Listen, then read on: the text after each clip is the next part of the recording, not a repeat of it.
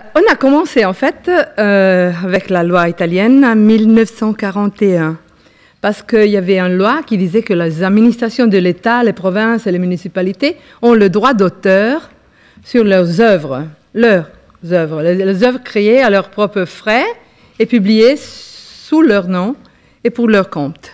Si vous pensez que aux œuvres, ça pourrait être software, donc logiciel, en fait, déjà dès 1941, on pourrait dire qu'on était ouvert, mais on n'a rien fait en fait. Donc l'histoire c'est parti vraiment en 2002 avec des propositions de loi, des projets de loi. Après les projets de loi, le ministre de ce temps-là a défini un comité pour le logiciel libre qui a défini un document. Sur ce document, on a fait une directive du ministre à la fin du 2003. Et en fait, il y avait déjà quelque chose. Après ça, beaucoup de régions en Italie, en fait, vous savez, les régions italiennes peuvent faire des lois locaux. Donc, c'est ce qu'ils ont fait. La Toscane en premier en janvier de 2004, jusqu'à la dernière depuis juillet, le dernier juillet, sur le software libre et les données ouvertes. Parce que maintenant, heureusement, on parle aussi de ça.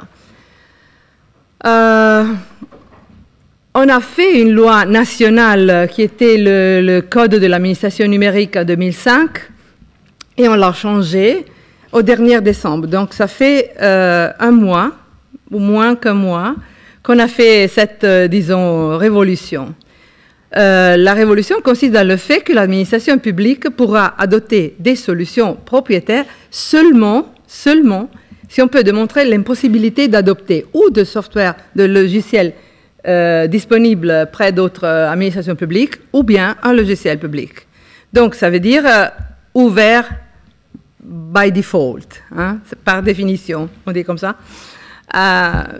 C'est vraiment une révolution, si vous y pensez. Pour la même chose, on a la même chose même pour les données ouvertes. Donc, toutes les données de l'administration publique en Italie, à partir de mars, parce que la loi, ça va être actif à partir de mars, doivent ouvrir leurs données, by definition.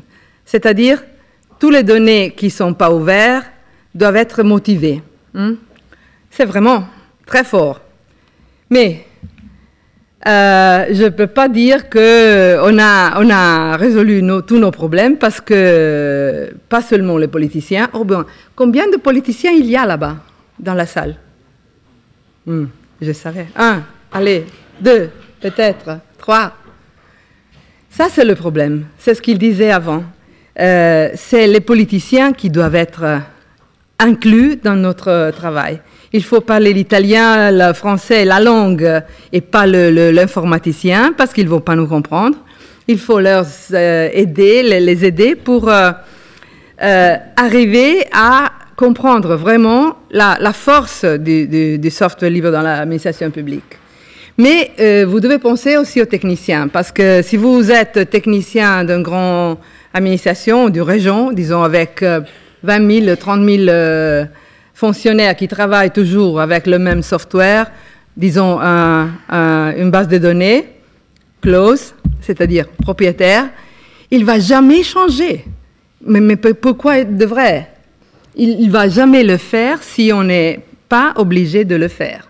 Donc, il peut obliger par loi, c'est ce qu'on a récemment fait, ou bien, et peut-être obligé par le politicien. C'est pour ça qu'il faut pousser les politiciens pour faire ça.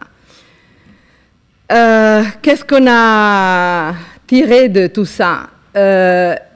Au moins en Italie, je ne sais pas en France, si c'est mieux, j'espère pour vous. C'est nécessaire d'avoir des sanctions. Parce que si vous n'avez pas de sanctions, vous avez des softwares propriétaires, des données fermées. So what? Qu'est-ce qu'ils vont faire? Rien. Donc, si on met des sanctions spécifiques, ça va peut-être nous aider pour arriver à nos bouts. Il est indispensable d'organiser aussi la diffusion, la formation, et je répète, la formation pas seulement de techniciens, parce que normalement, bien, on a l'expérience pour le faire, mais des politiciens qui doivent pousser pour que ça devienne quelque chose de réel. Faisons attention aussi au cloud computing. C'est pas évidemment quelque chose de complètement loin de ce qu'on va dire maintenant. C'est vrai que le cloud, c'est j'ai tous mes données ailleurs, ok, mais si on parle d'administration publique, c'est-à-dire de government cloud, alors c'est peut-être mieux d'avoir un cloud privé. Qu'est-ce que je suis, disons, le président du région, et demain, je vais demander à mon provider cloud de me donner mes données. Il me dit, OK, tu le veux, tu me payes 10 millions d'euros pour les avoir. Je ne peux pas être bloqué, locked in, même dans le cloud. So, faites attention, même la Commission européenne pousse pour avoir beaucoup mieux cloud privé que cloud tout court. Parce que ça peut être dangereux pour le lock-in. Ça va? Non? Ça va pas. Je ne sais pas comment aller en avant.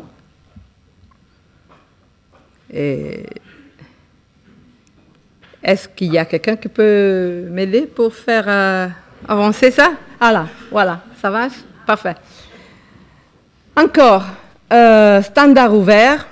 Les standards sont la base de tout ça. Les données ouvertes, les formats ouverts, la réusabilité du logiciel. Si vous pensez que l'administration publique achète du software avec nos argents, ça devait être en principe réutilisable de n'importe quelle autre administration. Libre accès, government cloud ouvert, interopérabilité, absence de lock-in. Ça, c'est des keywords qu'on partage, je crois. Pas de problème, les partager. Mais ça, c'est très important que nos politiciens... OK, merci.